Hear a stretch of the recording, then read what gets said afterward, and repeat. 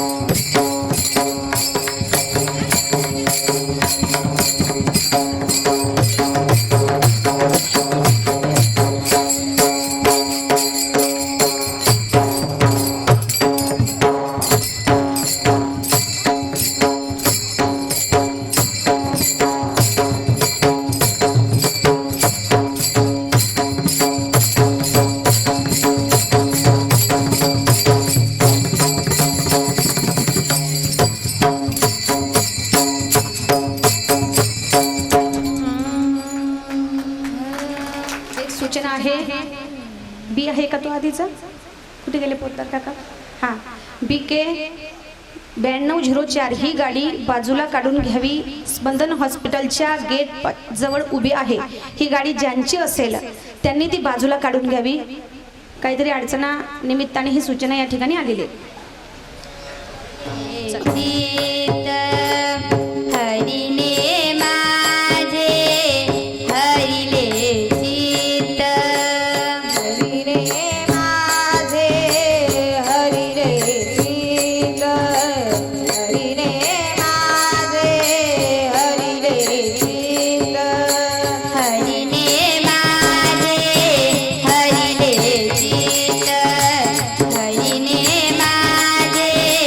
हरी रे शीत हरी रे माझे हरी रे शीत हरी रे माझे हरी रे शीत भारवीत विसरले भारवीत विसरले आता आता प्रीतीला विसरले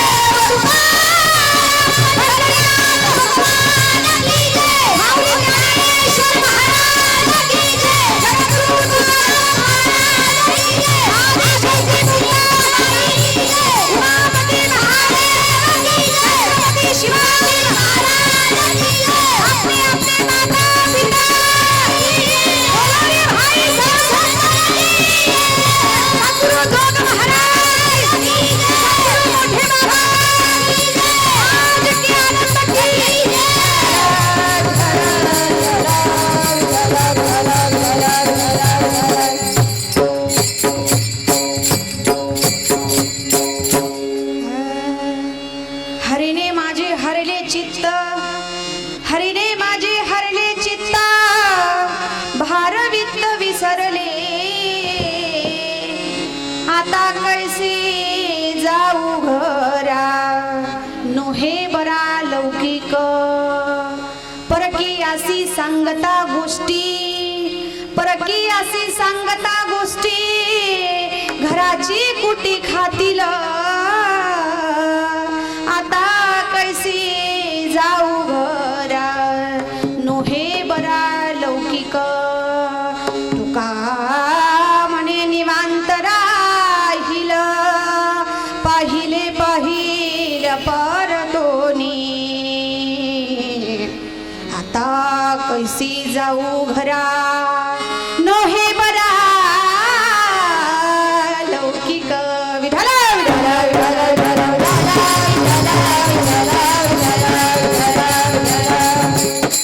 प्रस्तुत प्राप्त प्रसंगी प्राप्त स्थळी प्राप्त वेळी कीर्तन रूपे सेवेकरिता निवडलेला अभंग वारकरी संप्रदायाच्या कलशस्थानी असणारे श्रीमंत संत श्री नवे जगाचा संसार सुखाचा व्हावा याकरता स्वतःच्या संसाराची पूर्ण आहुती देणारे नवे छत्रपती शिवरायांनाही उपदेश करणारे आमच्या हातात माळ असणं हा आमचा परमार्थ आहे आमच्या हातात माळ असणं हा आमचा परमार्थ आहे पण तुमच्या हातात ढाल आणि समशेर असणं हा तुमचा परमार्थ आहे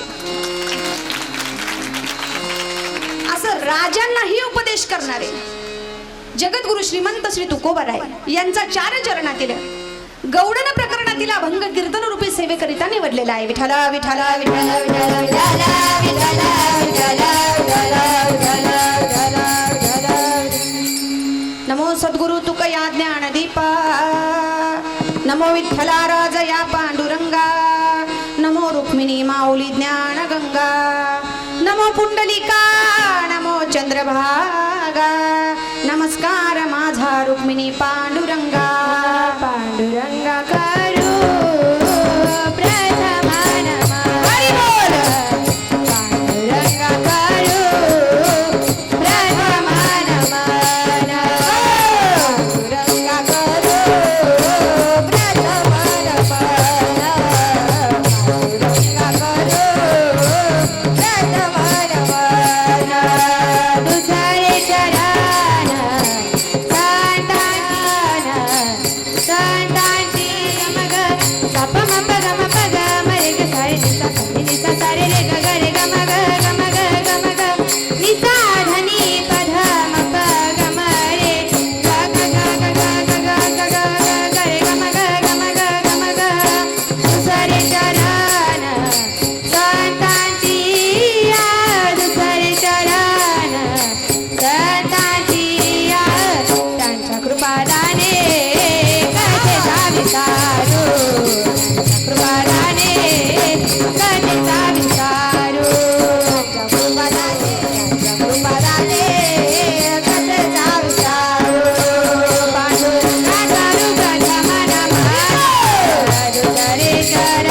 पांडुरंगा करू प्रथम नमः दुसरे चरण संतांची त्यांच्या कृपादाने कथेचा विचारू हरी बोल रे चरण संतांची त्यांच्या कृपादाने कथेचा विचारू बाबा हे सद्गुरु दास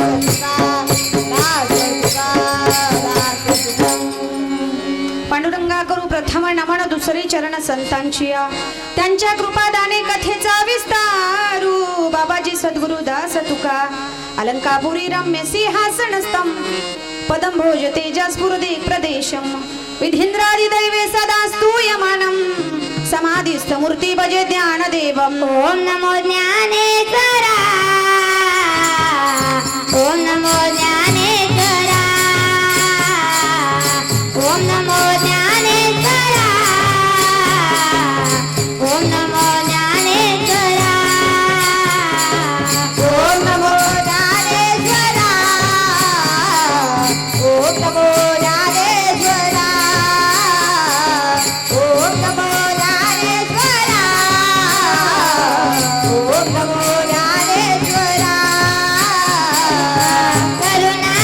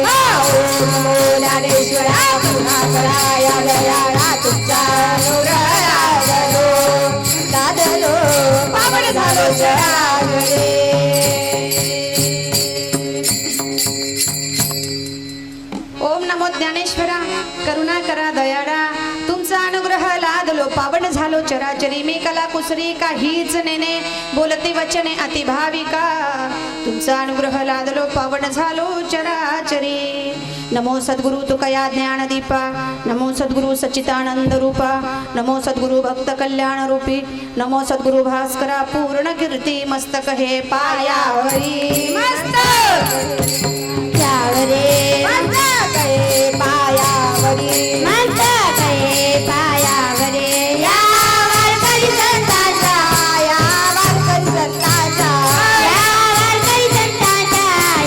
वारकरी संतांचा या वारकरी संतांचा या वारकरी संतांचा मस्तक हे पायावरे या वारकरी संतांचा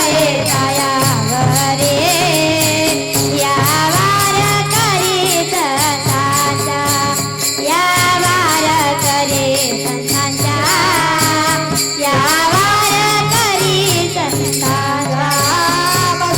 मस्तक हे पायावरे या वारकरी संतांचा या वारकरी संतांचा या वारकरी संतांचा मस्तक हे पायावरी या वारकरी संतांच्या हरीने माझे हरले चित्त भार वित्त विसरले प्रस्तुत अभंगावर चिंतन करण्यापूर्वी अल्पसा परिहार देणं महत्वपूर्ण आहे ते असं की संतांच्या पदस्पर्शाने पवित्र पावन झालेली आपली चाळीसगाव नगरी आणि ह्या चाळीसगाव नगरीमध्ये गेल्या 6 वर्षापासून या ठिकाणी पवित्र ती भूमी पावन तो देश जी भूमी पवित्र असेल जो देश पावन असेल त्याच ठिकाणी संतांचं दर्शन आपल्याला संतांच्या चरणाचा स्पर्श आपल्याला होत असतो आणि अशी ही पवित्र असणारी भूमी आणि ह्या भूमीमध्ये गेल्या 6 वर्षापासून आमच्या शिरुडे परिवार आयोजित गोड अशी कथा ज्ञान यज्ञ याचा लाभ आपल्याला चाळीसगावकरांना मिळतोय सोपं नाही हो एकदा कीर्तनाला जाणं एकदा भजनाला जाणं एकदा जीवनामध्ये सत्संग घडणं एकदा पंढरपूरची वारी घडणं एकादशी व्रत घडणं सत्कर्म घडणं याच्यासाठी अनंत जन्माचा पुण्याचा साठा आपल्याला हवा असतो पण या ठिकाणी 1 वर्ष नाही 2 वर्ष नाही 3 वर्ष नाही गेल्या 6 वर्षापासून शिरुडे परिवार आयोजित आमच्या अण्णांच्या माध्यमातून अण्णांच्या भगवंताच्या कृपेतून आणि अण्णांच्या माध्यमातून 6 वर्षापासून या ठिकाणी आपण कथा श्रवणाचा लाभ घेतोय सर्व प्रकारच्या कथा श्रवण केल्या आपण नाही का श्रीमद भागवत महापुराण कथा श्रवण केली शिव महापुराण कथा श्रवण केली रामायण श्रवण केलं गणेश पुराण कथा श्रवण केली अजून गुरुजी देवी भागवत श्रवण केलं आणि ह्या वर्षी तर जीव आत्म्याची कथा म्हणजे माझ्या 30-35 वर्षाच्या वारकरी संप्रदायाच्या अनुभवामध्ये ती कथा अजून मी सुद्धा श्रवण केली नाही हो पण आपलं चाळीसगावकरांचं भाग उजळले भाग्य आता नाव घी चिंता वारली गुरुजींच्या अमृत तुल्य मुखातून आपल्याला परम आदरणीय परम पूजनीय श्रद्धास्थान असणारे घनश्याम जोशी गुरुजींच्या माध्यमातून आपल्याला ती कथा सुद्धा श्रवण करायला मिळाली माझं दुर्दैव माझी तब्येत बरी नव्हती म्हणून अण्णा रोज विचारत होते ताई आल्या नाहीत का पण मला तब्येत बरी नसल्या कारणाने ह्या वर्षी कथेला येता आलं नाही पण ही सुंदर कथा गुरुजींच्या मुखारविंदातून आपण श्रवण केली आणि ज्यांनी हा सुवर्ण योग हा अमृत तुल्य योग तुमच्या जीवनामध्ये घडवून आणला तो म्हणजे हा शिरुडे परिवार एकदा जोरदार टाळ्या होऊ द्या सोपं नाही हो 7 दिवस कथा करणं सोपं आहे का अजिबात सोपं नाही हे जावे त्याच्या वंशात तेव्हा कळे जो करत असताना त्याला माहिती असतं याच्यामध्ये किती वेळ किती गोष्टींचं या ठिकाणी जुळव किती सगळ्या गोष्टी किती लागतात हे जो करतो त्याला माहिती असं गोड कार्य शिरुडे परिवाराच्या वतीने अण्णांच्या माध्यमातून घडतंय आणि त्या कार्यक्रमाचं आज 7वा दिवस काल्याचा दिवस विचार करा गावांमध्ये ग्रामीण भागामध्ये किंवा शहरी भागामध्ये 7 दिवसाचा सप्ताह होत असतो 7 दिवसाच्या सप्ताहामध्ये पूर्ण गावाकडनं वर्गणी गोळा केली जाते एका दिवसाचं संत भोजन एका यजमानाकडे असतं एकाच दिवसाचं महाराजांचं संत भोजन आणि गुणीजन मंडळींचं संत भोजन आणि त्याच्यासोबत अजून 2-5 वारकरी असतील, 10-15 लोकांचं संत भोजन जरी असेल ना माझ्या माऊलींनो, तरी तुम्ही 2 दिवस आधी तयारीला लागतात, नाही का? आपल्या घरी महाराज मंडळी जेवायला येणार आहे, संत भोजनासाठी येणार आहे, एका दिवसाचं नियोजन तरी 2-3 दिवस आधी तयारीला लागतात. इथं एका दिवसाचं नाही, 7 दिवस. अहो 10-20 नाही, 50 नाही, 100 नाही, जेवढे श्रोते कथेसाठी आले असतील, 1000 असतील, 2000 असतील, एवढ्या मंडळीसाठी ज्ञानदान आणि अन्नदान या ठिकाणी छत्र अण्णांनी उभारले. मी तर म्हणते महाराज, ही बुद्धी सर्वांना नसते हो, पण भाग्यवंता घरी भजन कीर्तन त्याची वाट पाहे रघुनंदन. भाग्यवंताला अशी बुद्धी प्राप्त होत असते महाराज, सोपं नाही. या गोष्टीसाठी जन्मोजन्मी आम्ही बहु पुण्य केले, जन्मोजन्मी आम्ही तेव्हा या विठ्ठले कृपा केली, तेव्हा या विठ्ठले कृपा केली, जन्मोजन्मी आम्ही बहु पुण्य केले, जन्मोजन्मी आम्ही. अनंत जन्माचा पुण्याचा साठा आहे महाराज. म्हणून 1 वर्ष नाही, 2 वर्ष नाही, गेल्या 6 वर्षापासून आदरणीय आमचे शिरुडे अण्णा त्यांच्या माध्यमातून तुम्हाला कथा श्रवण आणि महाप्रसाद. तुम्हाला माहितीये का, स्वयंपाक करत असताना आपण नामस्मरण केलं तर त्या अन्नाचा महाप्रसाद होतो, आणि तो महाप्रसाद आपण सेवन केला तर आपला देह पवित्र होतो. पवित्र तो देह वाणी पुण्यवंत. पण या ठिकाणी महाप्रसाद आपण एक वेळेस सेवन केला का नाही हो. इकडे कथा आणि तिकडे महाप्रसाद, रोज त्या महाप्रसादाचं सेवन आपण करून आपलं पुण्य फळाला आलं, म्हणून आपल्याला हा महायोग प्राप्त झाला महाराज. आणि तो म्हणजे आमच्या अण्णांच्या आणि शिरुडे परिवाराच्या माध्यमातून. खरंच मी तर म्हणते की ती माऊली खरंच पुण्यवान आहे. आपुलिया हिता जो असे जागतान, धन्य माता पिता तयाची. अशा रत्नाला जन्माला घालणारी माऊली धन्य झाली की एवढा दानी शूर, दानी पुत्र त्या माऊलीने जन्माला घातला. जगाचा दाता. बरं, अण्णांच्या पिताजींचं, पिताश्रींचं नाव पण बघा ना, जगन्नाथ. जगाचा नाथ जो आहे जगन्नाथ. आणि अशा जगन्नाथ बाबांच्या पोटी असा सुपुत्र जन्माला आला, ते म्हणजे आमचे अण्णा. आणि अण्णांच्या कार्याची पोचपावती म्हणजे अण्णांच्या पोटी 3 हिरे जन्माला आले, नाही का हो. आता 5-10 वर्षाचे पोरं असतील, बाप 4-4 वेळेस सांगतो तरी नाही ऐकतो. पण अण्णाने निर्णय घ्यावा आणि मुलांनी तो स्वीकारावा आणि पित्याच्या आज्ञेचं पालन करून हे महाकार्य, हा महायज्ञ याला हातभार लावावा.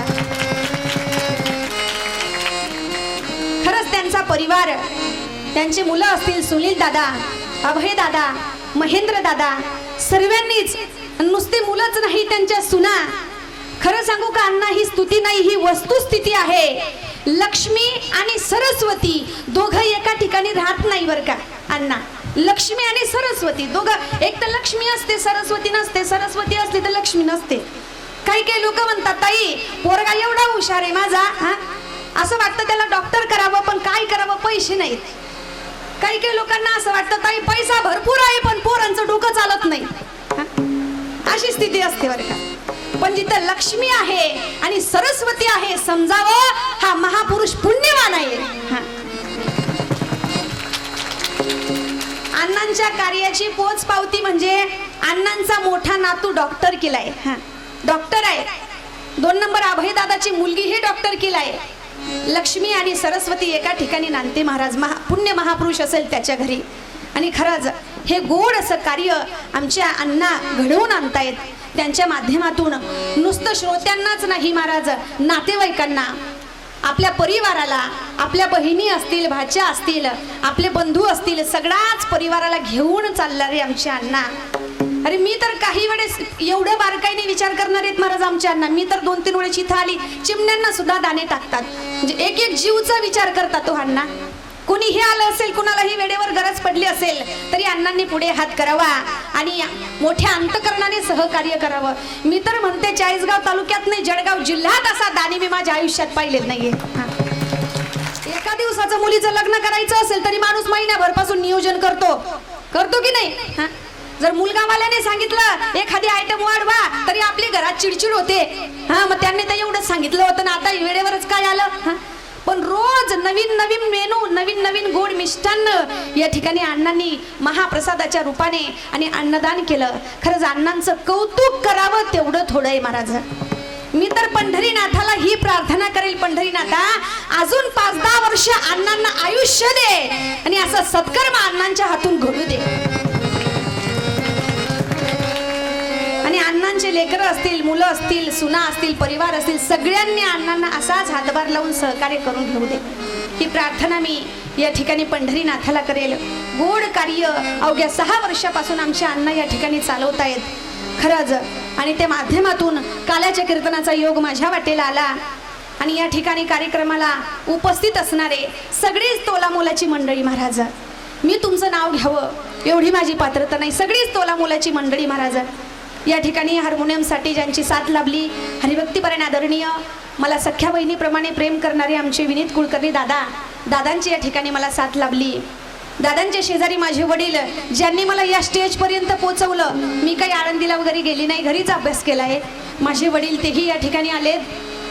आमची प्रियाताई, सगळ्या आदिशक्ती मुक्ताई, मुलींची वारकरी शिक्षण संस्थेच्या माझ्या सगळ्या विद्यार्थिनी, आमच्या विनेकरीताई नवे, माझ्या कार्यक्रमाला ज्यांची या ठिकाणी उपस्थिती आहे. 7 दिवस मी कथेला येऊ शकली नाही, गुरुजी माफ करा. पण या ठिकाणी गुरुजी आज कथेला माझ्या समोर बसलेले आहेत. गुरुजींनाही साष्टांग प्रणिपात करते, दंडवत करते. या ठिकाणी कार्यक्रमाला आमचे आदरणीय पितृतुल्य असणारे आदरणीय रमेश महाराज तेही आलेत. आमचे आदरणीय उगले सर आलेत. या ठिकाणी आदरणीय चाळीसगाव तालुक्याचे लाडकी आमदार मंगेश दादा, ज्यांनी वारकऱ्यांसाठी खूप मोठं मोलाचं पाऊल उचललं होतं महाराज आणि उचललंय. अवघ्या 2 ते 5 वर्षापासून चाळीसगाव तालुक्याचे सगळे वारकरी पंढरीनाथाच्या दर्शनाला ते नेत असतात. फार मोठा पुण्याचा वाटा ते घेत असतात. अशा आमच्या दादांचे या ठिकाणी पिता आमचे रमेश अण्णा या ठिकाणी आलेत. अण्णांना दंडवत करते. सगळे जे या ठिकाणी मी तर म्हणते शैक्षणिक क्षेत्रातील, सामाजिक क्षेत्रातील, व्यावसायिक क्षेत्रातील नावं माहिती नाही, पण सगळ्यांना या ठिकाणी सर्वांच्या चरणावर साष्टांग प्रणिपात करते. विठाला विठाला विठाला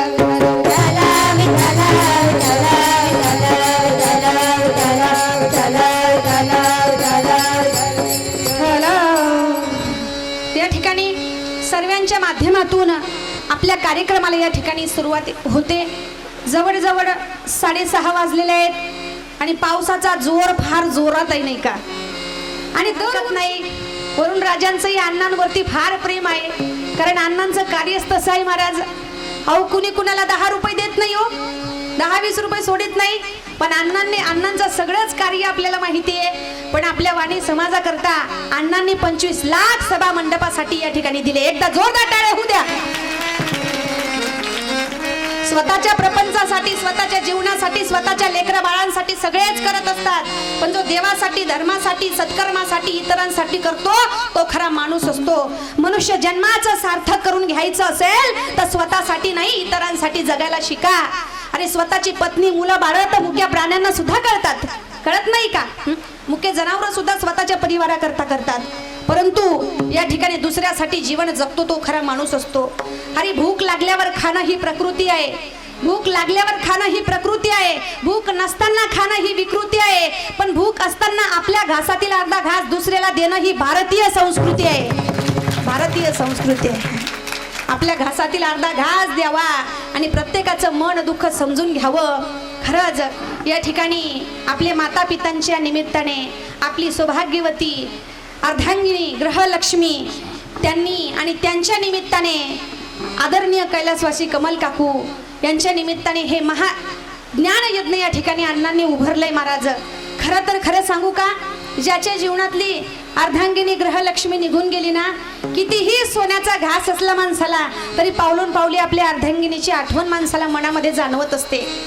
मी तर म्हणेल खरंच भाग्यवान असतील आमच्या कमल काकू सुद्धा, की त्यांच्या पश्चात सुद्धा आणि त्या गेल्यावर सुद्धा आपल्या अर्धांगिनीची काय इच्छा होती, तिला काय हवं होतं, तिला काय पाहिजे होतं आणि तिथं निघून गेली. पण ती गेल्याच्या नंतर हे ज्ञानदानाचं छत्र अण्णांनी उभारलं आणि आज जरी कमल काकू असतं त्यांचं काळीज अंतकरण सुपा एवढं झालं असतं की आज माझ्या घरी एवढं मोठं ज्ञानदान होतंय, अन्नदान होतंय. किती ती बिचारी माऊली, किती तिचं काळीज मोठं झालं असतं. पण त्यांच्या नावाने हे मोठं अन्नदान आमच्या अण्णांनी या ठिकाणी करावं. खरंच भाग्यवान असेल ती माऊली की त्यांना आमच्या अण्णांसारखा पती जीवनामध्ये लाभला, नाही का? सोपं नाही हो. या सगळ्या गोष्टी पुण्याईने होत असतात, प्रारब्धाने होत असतात. विठ्ठल विठ्ठल विठ्ठल